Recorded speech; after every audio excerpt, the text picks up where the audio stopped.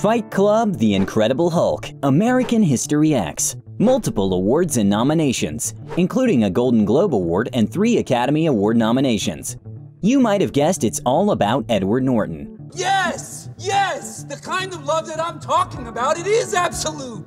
Let's say some 10 years ago, literally everyone knew who Norton is and what he is doing. Equally adored by fans and critics, the actor could pick up any role and make it a masterpiece. What has happened since? Why don't we see this Hollywood talent so often anymore? Is it because he made really rough comments about Marvel? Maybe he's just impossible to work with. Or Norton is not cool for Hollywood anymore? I don't know.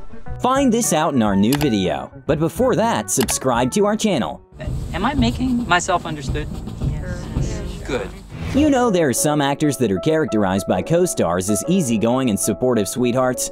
Well, Norton is not among those guys, and he is apparently well aware of his reputation. Let's start with The Incredible Hulk, released in 2008. When Marvel Studios approached Norton to star in the movie, he signed on, provided any suggestions he made to the screenplay be incorporated into the script. Turned out he had a lot of suggestions, to the extent that the actor substantially rewrote the movie just weeks before filming started.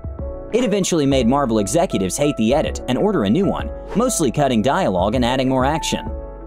Listen to me, this is my fucking show.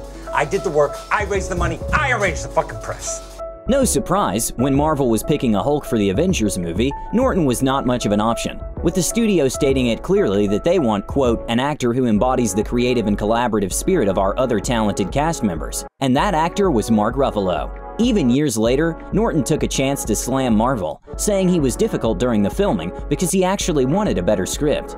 It was not a one-time situation for the Hollywood star, when he insisted on his vision during a movie production. On the first day on the set of Silence of the Lambs sequel Red Dragon, Norton reportedly showed up with a bunch of new script pages he'd written himself, demanding the director film them all. As to one of Norton's greatest successes, American History X, everything was not quite smooth either, to say the least. Director Tony Kaye later slammed the actor, calling him, quote, a narcissistic dilettante who raped the film. Well, to be fair, this movie turned out brilliant.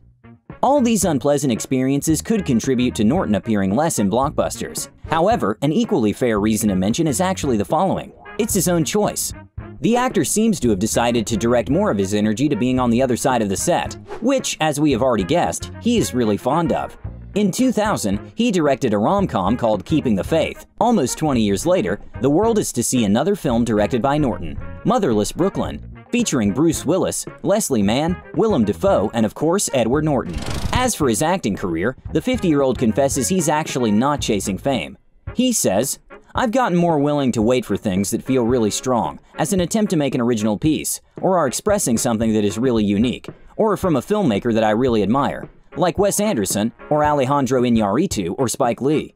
And Norton has appeared in the movies of all 3 of the above-mentioned geniuses, Moonrise Kingdom by Anderson, Birdman by Iñárritu, and 25th Hour by Lee. Norton's estimated net worth is around $80 million, so he can actually afford to choose what to film and where to film. Throughout his life, Edward has dated Salma Hayek, Courtney Love, and was even rumored to be involved with Drew Barrymore and Cameron Diaz. But now he is a happy family guy, married to producer Shauna Roberts, with whom he shares a child. Probably another reason for us not seeing the Birdman star so often is that he tries to dedicate more time to his family. There is another thing you likely didn't know about the Hollywood star. In addition to his work in film, he is also an environmental and social activist, raising money for a variety of important causes. In 2010, the acclaimed actor was officially designated a United Nations Goodwill Ambassador for Biodiversity.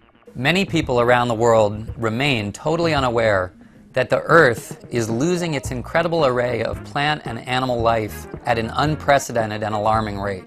As you can see, Norton has a lot of things going on in his life. He is not in Marvel, but he keeps growing as an actor, /producer, /director, /scriptwriter, /family guy, /activist. So you don't worry about Ed. He's fine, and we're gonna see him very soon in Motherless Brooklyn. Can't wait. What about you? That's all for today. If you like this video, subscribe to our channel.